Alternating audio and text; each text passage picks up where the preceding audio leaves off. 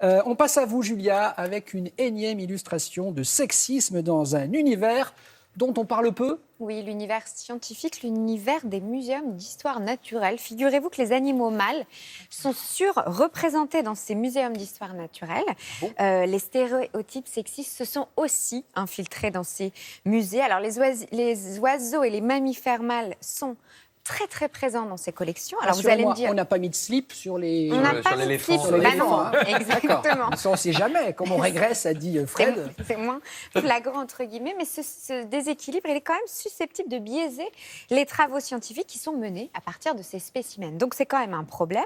Alors, pourquoi ? Eh bien, parce que délibérément, au moment de la chasse pour ces musées, on choisit les mâles, et aussi parce que les mâles sont des cibles plus visibles. Ils sont souvent plus gros, plus colorés, ils ont des grandes cornes, des choses comme ça. Vous l'avez compris, dénoncer ce phénomène, finalement, c'est aussi montrer que c'est le cas aussi pour les scientifiques femmes. Évidemment, élargir la thématique, dénoncer le sexisme dans le secteur scientifique qui est quand même surreprésenté par des chercheurs hommes blancs.